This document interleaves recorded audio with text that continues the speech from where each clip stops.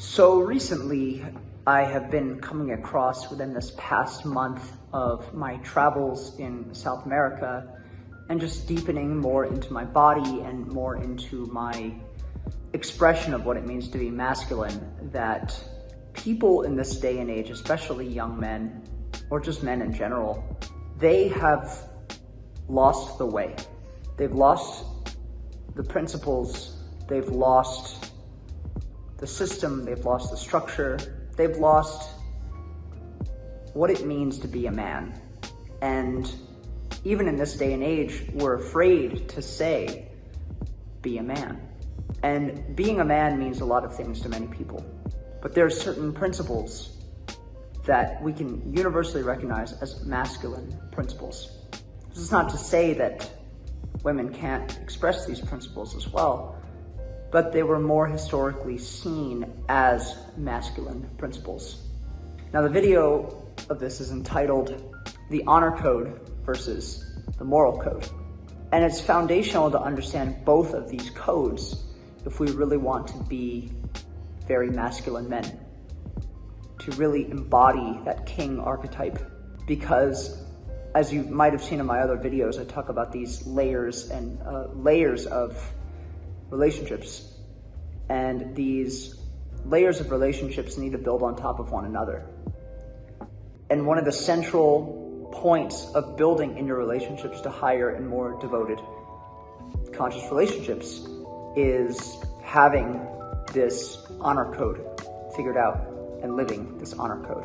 Now, what do I mean by the honor code? The ancient Japanese, they have a system of ethics that they call the Bushido Code. That was their cultural understanding of the honor code. But if we can look at something from a bird's eye perspective, we can see that the honor code makes up primarily 4 virtues. I'm currently reading a book right now called The Way of Man, which is an excellent book, and it's very politically incorrect, but it really hits home when it comes to the deep primal nature of masculinity in men. And I want to read off some quotes of this book because I think it's very important to understand for all the men that are watching this, because it's the foundation to who you need to be in order to really be able to hold your masculine frame. A lot of gurus and mentors, they talk about you have to hold your masculine frame, you have to hold your masculine frame. What does that mean exactly? It seems like a very wishy-washy term. Does it mean your posture? Does it mean the way that you speak? Does it mean your emotions? Does it mean a level of stoicism? Perhaps it's all of those things combined, right? So I'm going to read this quote, this passage to you, and it really, really opened my eyes and opened my perspective of things, because it sort of flies in the face of this whole nice guy ideology, but it also flies in the face of this douchebag paradigm. And it will make you a solid, good man when you embrace these principles and these values. So I'm going to read this quote from this book. These are the practical values of men who must rely on one another in a worst-case scenario. Strength, courage, mastery, honor. They're all simple, functional values. They are the virtues of men who must answer to their brothers first. Whether their brothers are good or unscrupulous men, these tactical virtues must triumph. Here's an interesting quote. They are amoral, but not immoral. Though morality is primal, and it lives in a closed circle. The tactical virtues are unconcerned with abstract moral questions of universal right and wrong.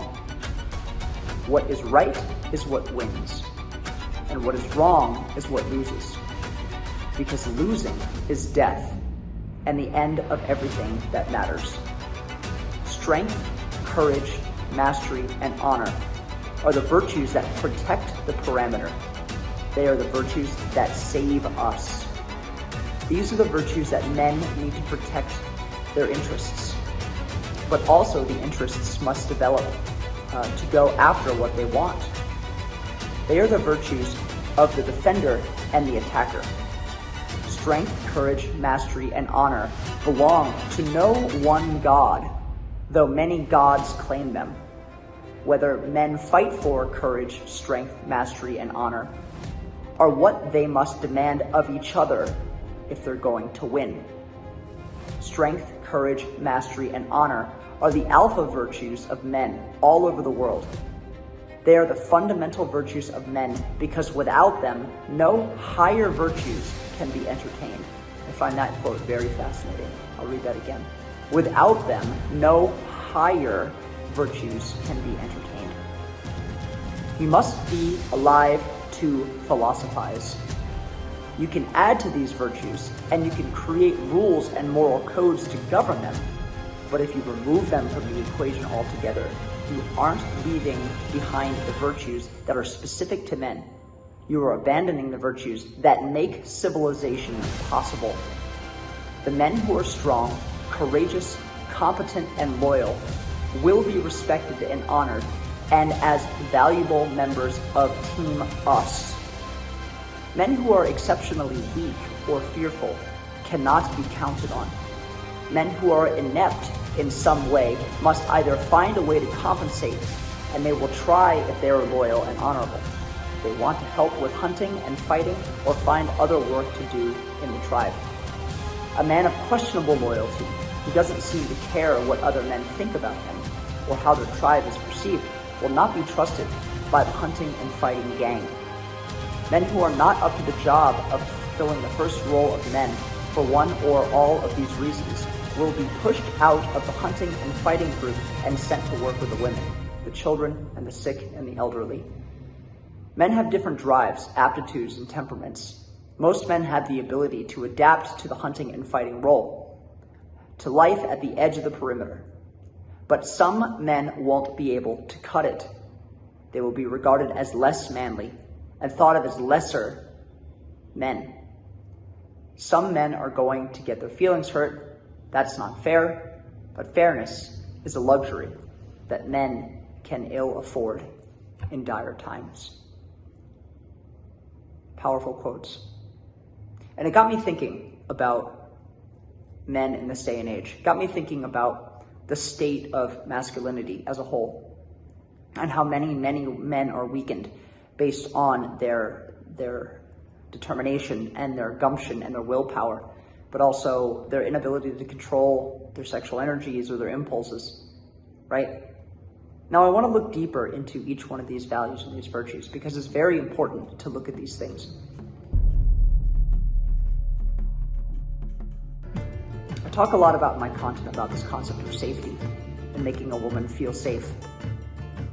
Yes, physically that's very important, but these characteristics do express themselves within your behavior and perhaps also within your physiology, but also within your mentality and your mindset. Strength can be looked at as a physical thing, your ability to be able to lift things, but it also has to do with your willpower, not being pushed over, not being trodden upon, standing up for yourself, standing up for what's right, standing up for what's true. Right? There's something deeply satisfying when you see a strong man stand in the face of tyranny and say, I don't stand for this. That takes strength and it takes courage, right? And the more strong and courageous men that we have on this earth that are fighting for the truth, the better our reality is going to be. The better our lives are going to be, the better our relationships are going to be. And for you watching this, the better your masculinity and your ability to feel safe within yourself is going to be. One of the best compliments I ever got in my life was, Don, I feel safe around you. Don, I respect you. Right? Respect. That comes with mastery and honor. I feel safe around you. It takes strength and courage. And that might not be what they meant to say precisely, but if you break down those kinds of compliments that one can receive, they are basically strength, courage, mastery, and honor, right?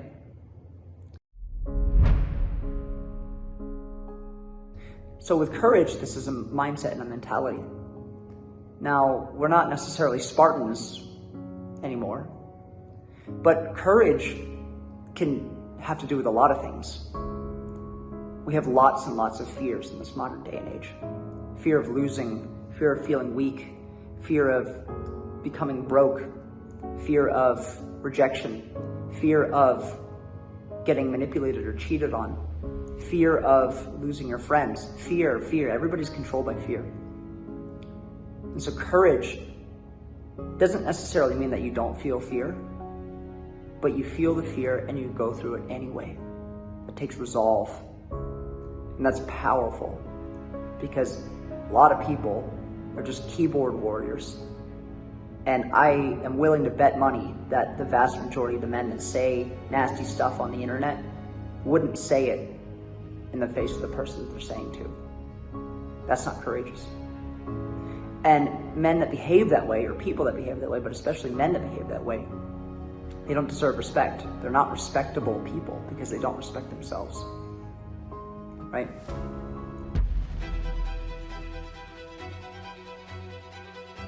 So mastery is another interesting concept. If we look at this from like a warrior type setting, of course you can be strong and courageous, but if you don't know what you're doing, if you're not competent and you're inept, then you're just going to be reckless, right? So you need to have a level of competency in order to be able to really be valuable to other people. It reminds me of the archetype of the page or the squire or the prince. They're following the king. They're shadowing under the king. They're walking in the king's footsteps to eventually become the king. They may be strong because they're younger and they have a higher level of testosterone. They may even be courageous. They don't quite have the mastery yet. And in order to really, really be able to rely on people, you have to have people that are going to keep their word, which has to do with honor. But you also have to know that the person that you're putting your faith and your trust into knows what they're doing and knows what they're talking about. Because if they don't, they're going to be wasting your time and perhaps risking your well-being or your business. If you're putting your faith into a marketer as a business owner and they don't know what they're doing, it could be a big financial loss for you. Same if you're working with a lawyer or a doctor. You want to trust that your lawyer is going to represent you well and understands the law well. You're going to trust that your doctor understands how to heal the body. If they don't, then your life could be in danger on many levels. So within this quick fix society, within this get rich quick society, we also don't value mastery. We value shortcuts. We value instant results. And real mastery comes from doing the right thing long enough, consistently.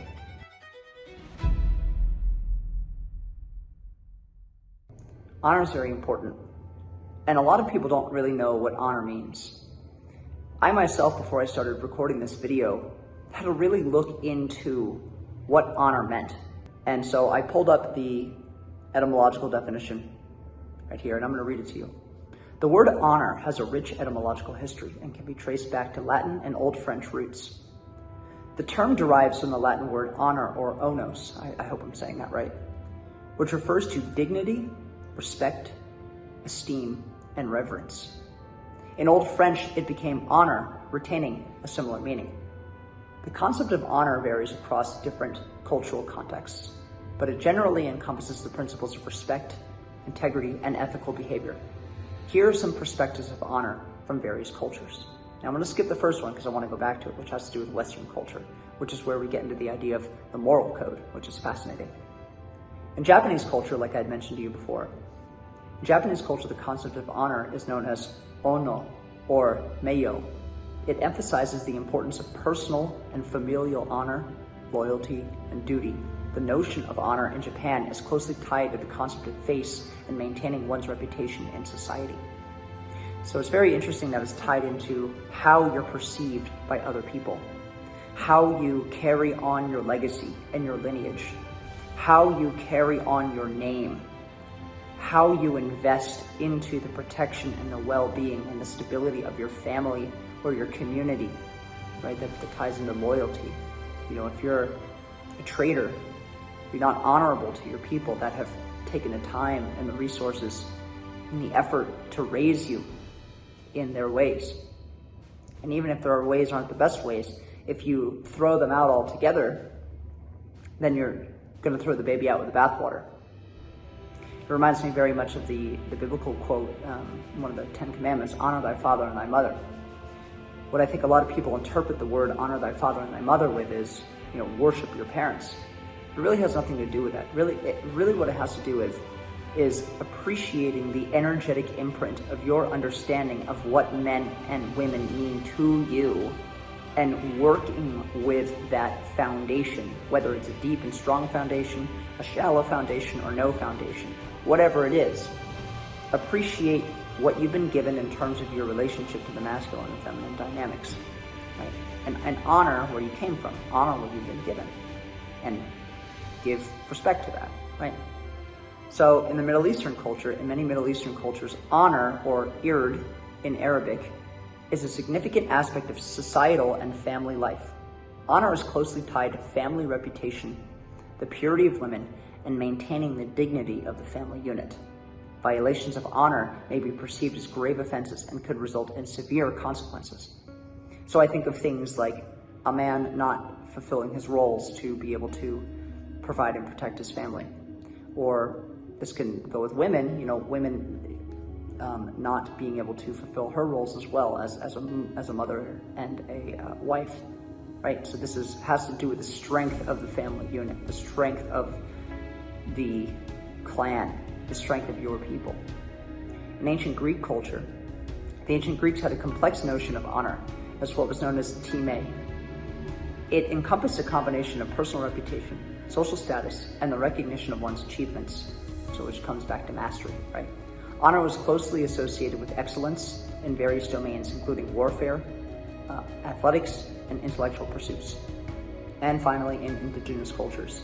Many indigenous cultures around the world have their own concepts of honor, often linked to community values and traditions. So maintaining traditions, the ways of your ancestors, which in many people in my country, for example, from the US, we've lost that. We've completely rewritten our identity, and now our roots are not based on where we're from. It's kind of silly to many people that are white in particular to say, oh, my ancestry was from Germany.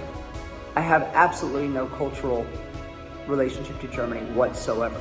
I have no identification to that type of national character at all, even though my ancestors come from there, right? So we've sort of lost our roots. We've built new roots. And so they're linked to community and traditions. Honor may be connecting to or respecting elders, fulfilling communal responsibilities, and preserving the cultural heritage of the group. Very interesting. A lot of people have lost their culture. I know for myself, I had always sort of identified as American, but that's not really where my ancestors come from. My ancestors come from Germany and the Netherlands. So those are my roots. And there's rich history in those places, that of which my soul or my spirit has been severed from as a result of my ancestors' choices. And that doesn't necessarily make me depressed or upset or whatever. It's just a fact. And it's hard for us to have honor to traditions when we don't place importance in Western society in honoring traditions. In fact, it seems like Western society is more concerned with destroying and uprooting traditions because they're seen as archaic or silly or backwards, and there's this push for hyper progression, whatever that means. And so by entertaining these types of values in ourselves, it's going to make us men that have stronger foundations. We know why we're fighting. We know what we're protecting. We know how to do it. And we have the physical and the mental capacity and the emotional gumption and strength to be able to do it. And all of these values translate across any kind of context. A business, a family, child rearing, relationships, dealing with challenging times, dealing with health issues, dealing with the death of a parent, dealing with major life transitions.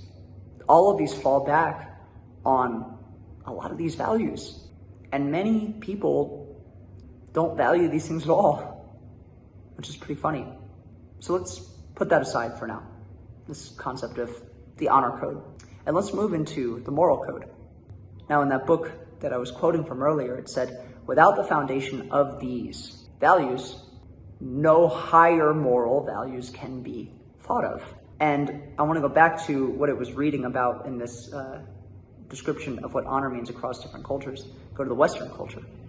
It says, in Western societies, honor often relates to personal integrity, moral uprightness, and the adherence to a code of conduct or set of values. It involves behaving honorably and maintaining one's reputation and fulfilling obligations. Honor is also associated with acts of courage and self-sacrifice.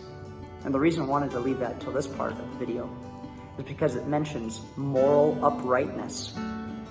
And we can see this idea of moral uprightness really, really permeating deeply when it comes to the spread of Christianity or from just Abrahamic religions in general, right? We see these ideas of heart intelligence. You know, what was it quote? It's like, love thy neighbor as thyself, right? That was a revolutionary teaching at the time.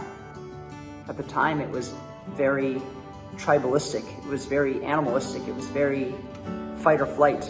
But this idea at the time was so revolutionary. Love thy neighbor as thyself.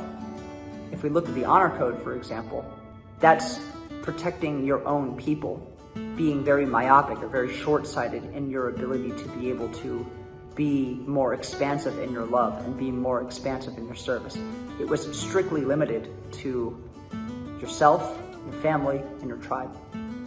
And that's important to have that, but if we only maintain at that level, we can't transcend anymore. So we need to have that foundation down first. And it's interesting how Western culture, through the Bible and through Quran and a lot of other religious texts that talk about these higher moral principles, is that they built off of this foundation. And without this foundation, there's nothing to stand on. And if we want to look more into the moral codes, you can look into the biblical concept of the fruits of the Spirit. Right? And those are love, joy, peace, patience, kindness, goodness, faithfulness, gentleness, and self-control. Very different from the honor code, which has to do with strength and courage and mastery. Right? These fruits of the Spirit, they're much more feminine. They're much more graceful. They're much more emotion-based and feeling-based and connection-based, as opposed to based more in your 3 lower root chakras, which are your root, your sacrum, all of this, which has to do with power, which has to do with security, which has to do with survival, and which has to do with self-expression, right? So we can look at the chakra system as a good example. And in the future, I want to touch more on this idea of spiritual law. So you have the spiritual code. So you have the honor code, the moral code, and then you have the spiritual code. And I haven't fleshed out all my thoughts around that yet, so I'll get back to you soon. But again, this is the foundation. We need to have these foundations, but we've lost these foundations. And if we want to be all lovey-dovey, happy, and just feel good all the time, and be loving to our neighbors, and this is where we get the whole nice guy syndrome.